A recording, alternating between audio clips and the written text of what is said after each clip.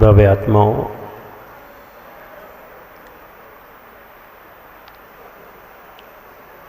लेस्या,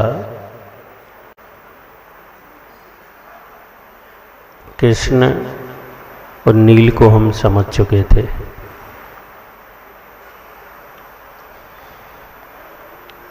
अब बुखार उतर गया है। हाँ, मान लो 102 रह गया, 101 रह गया। अस्पताल में रहने की जरूरत नहीं है। घर पर भी दवा खा के सही हो सकते हैं।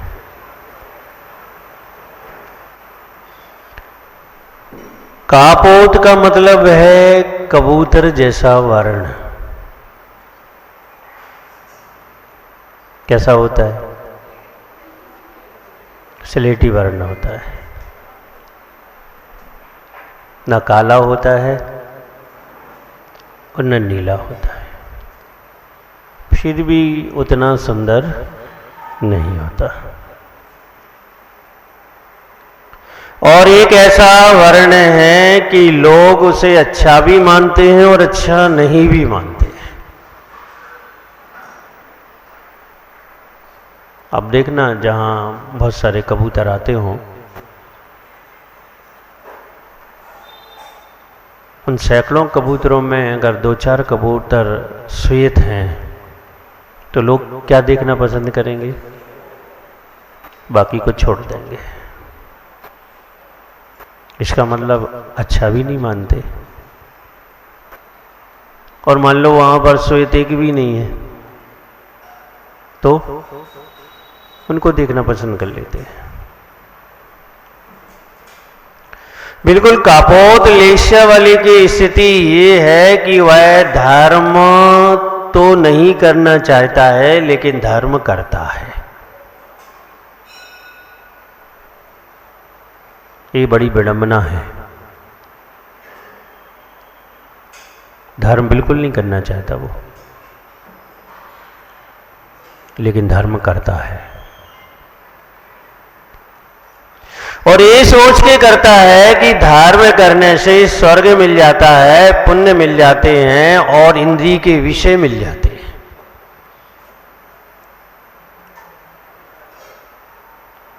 क्या लक्ष्य हो गया? इंद्रिय के विषयों की प्राप्ति लक्ष्य हो गया।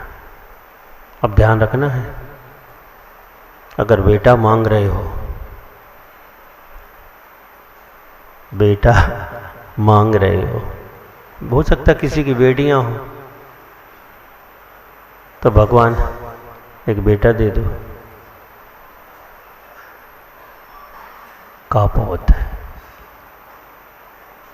या इंद्रिय से संबंधित कोई भी वस्तु, कोई भी पदार्थ अगर पूजा पाठ के बदले में इच्छा है तो समझ लो कापोत लेस्या।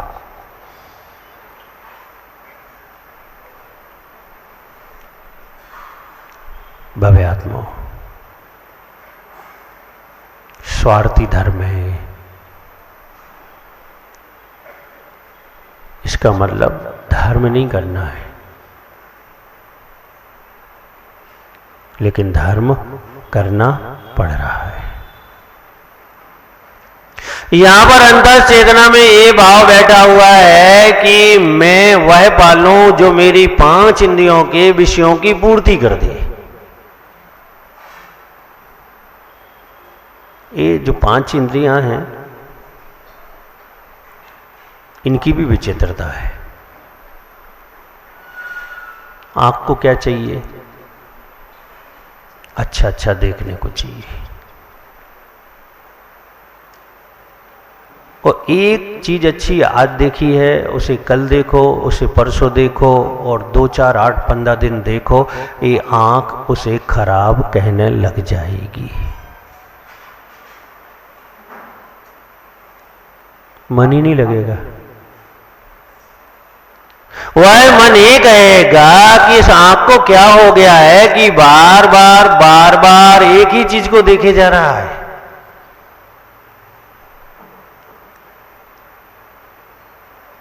कितनी बार देख लोगे और कितनी बार देखकर संतुष्ट हो जाओगे?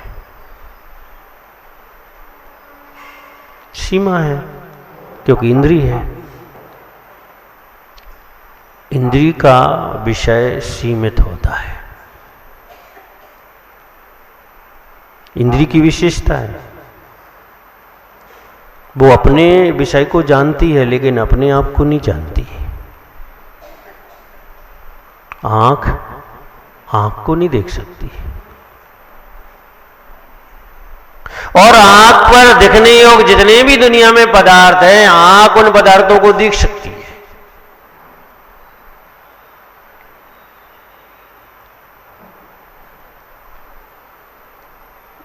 अन्य दर्शन ये मानते हैं कि पदार्थ ज्ञान का कारण होता है, लेकिन जैन दर्शन स्पष्ट बात करता है कि पदार्थ ज्ञान का कारण नहीं होता, ज्ञान का विषय होता है। हम आपको देख रहे हैं तो आप हैं इसलिए नहीं देख रहे हैं, हम इसलिए देख रहे हैं कि हमारे पास ज्ञान है तो हम आपको जान पा रहे हैं। इंद्रियों की विचित्रता है कि वह अपने विषय को जानती है लेकिन अपने आप को नहीं जानती। वह अपने विषय को जानती है, दूसरे इंद्रिय के विषय को नहीं जानती। कान बंद कर लो, आंख से सुनने की कोशिश करो, नहीं सुनाई देगा।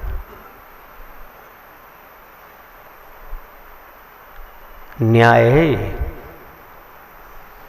कि जिसका जो कार्य है वह वही कार्य करता है। और ये बात हम पर भी लागू होती है कि हमारे कर्तव्य और हमारे दायित्व जो हैं हम उन्हीं का ही निर्वाह करें। दूसरों के कर्तव्य और दूसरे के दायित्व निर्वाह हमें नहीं करने चाहिए। और हमारी आदत क्या है? जो हम नहीं कर सकते वो करने की कोशिश करेंगे, लेकिन हम उन्हें सुखी कर देंगे। लोग इस कहते हैं कि हम सामने वाले को सुखी कर देंगे। करो कोशिश। चेहरे पे मुस्कुराहट तो आप दे सकते हो, मनोरंजन कर दो, सामने मुस्कुराहट आ जाएगी चेहरे पे। मन की चीज दे दो, सामने मुस्कुराहट आ जाएगी चेहरे पे, लेकिन खुशी नहीं दे सकते आप। वह पदार्थ जो उसका मन का है, वह बात जो उसके मन को भा जाए, मनोरंजन कर सकते हैं, पदार्थ दे सकते हैं, लेकिन आप खुशी का एहसास नहीं करा सकते। वो स्वयं को करना पड़ता है, स्वयं से होता है। इंद्रियां हमारे संसार का सबसे बड़ा कारण है, क्योंकि हमने इंद्रियों से अन्याय करना चालू कर दिया। क्या करते हैं हम? अन्याय करते हैं। जो नहीं देखना है वो देखते हैं, अन्याय है। जबकि आपकी नेत्र इंद्रिय आपके लिए इसलिए मिलेगी कि जो देखना चाहिए वही देखो, और जो नहीं देखना चाहिए वो मत देखो। दुरुपयोग। बच्चे को फीस भरने के लिए पैसे दो आप, और वो जुआ में उड़ा ले, तो आप क्या कहेंगे? आप अच्छा कहेंगे कि बुरा कहेंगे? और आपको फिक्स दिया गया है देखने का विषय इंद्रिय का, देव, शास्त्र, गुरु, घर, परिवार, व्यापार, संबंधी, रिश्तेदार। लेकिन तुम तो पूरी दुनिया देखना चाहते हो। जिसे नहीं देख सकते उसकी भी परिकल्पना बैठी हुई है कि ये भी हम देख लें, ये भी हम देख लें, ये भी हम देख लें। ये कंपनियां अरब खरबपति क्यों बन रही हैं? 50 करोड़ से व्यापार किया था और 50,000 करोड़ के मालिक हो गए वो। कैसे? ये आपकी आंखों के कारण।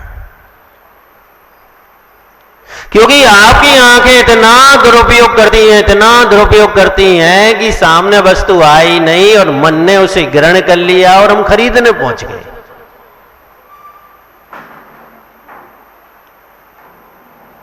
भव्य आत्माओं, कान क्या सुनना चाहते हैं आप? किसी की तारीफ? बिल्कुल नहीं। बुराई? बिल्कुल।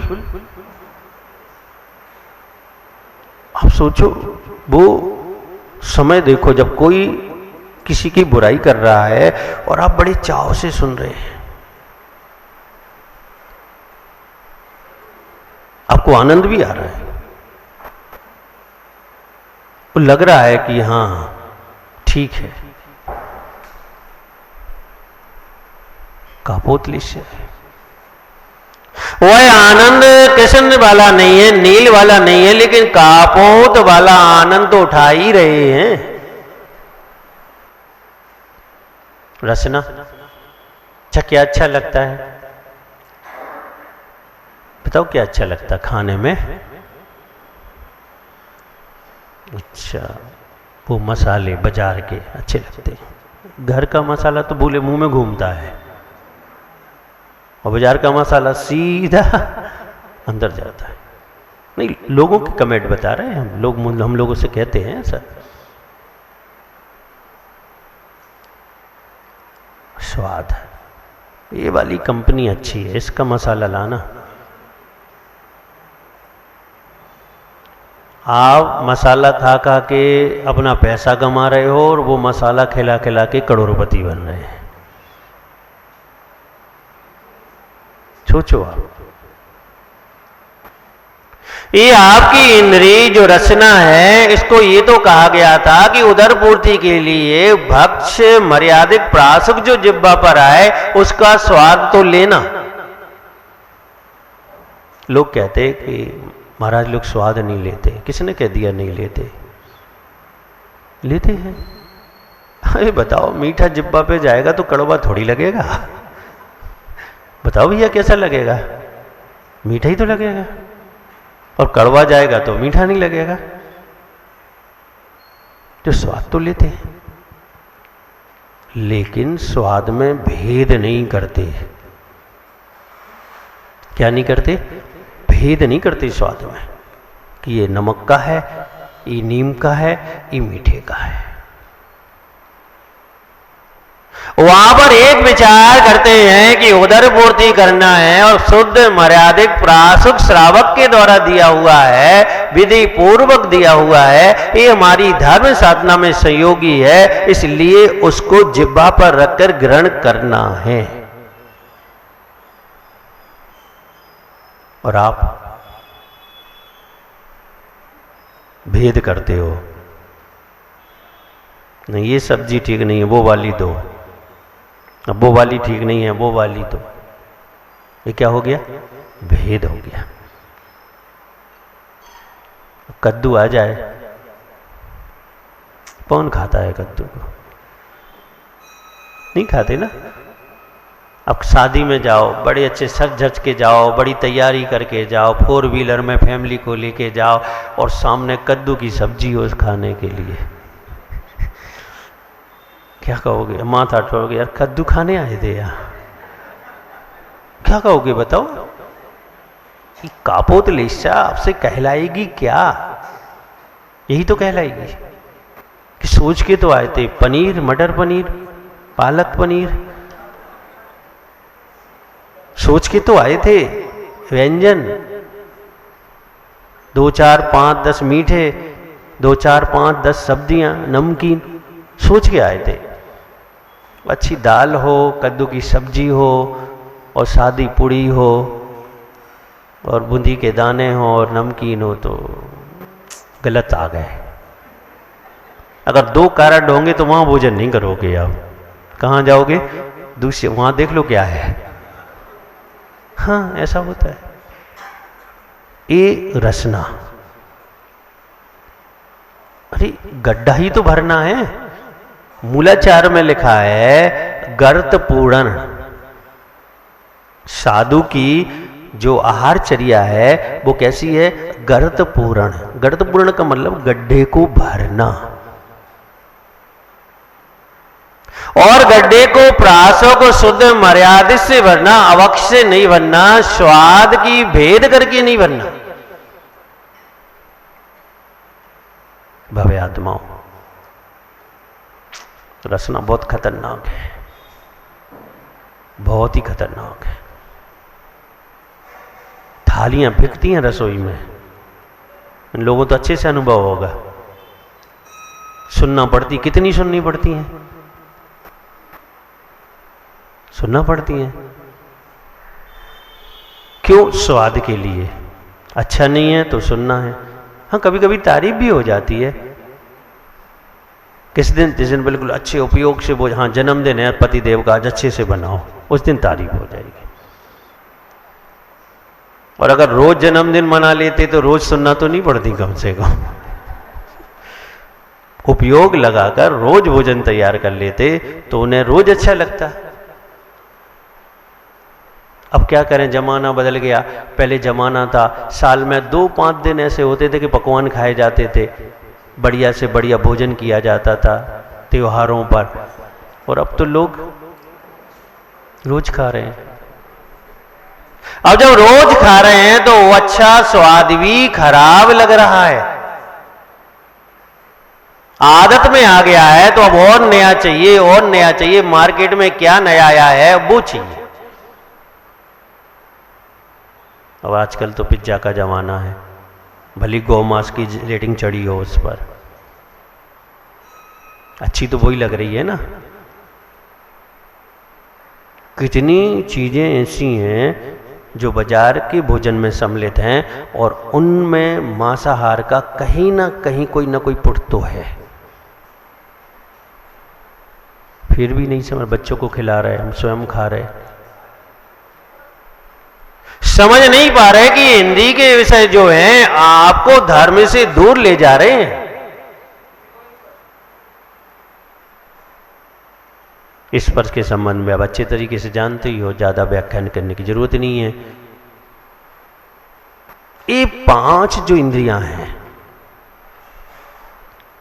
ये कापोत लिस्या वाले व्यक्ति के प्रति बहुत आकर्षित है, क्योंकि वो इनकी पूर्ति की हर समय विचार करता है, हर समय सोचता है कि इन 5 इंद्रियों के विषयों की पूर्ति हम कैसे कर लें, कौन सा साधन मिल जाए, क्या उपाय मिल जाए कि इसकी हम पूर्ति कर लें।